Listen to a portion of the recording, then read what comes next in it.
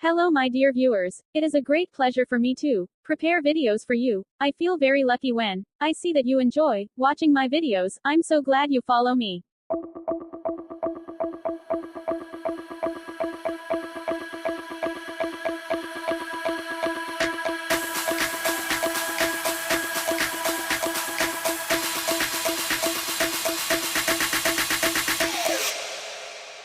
You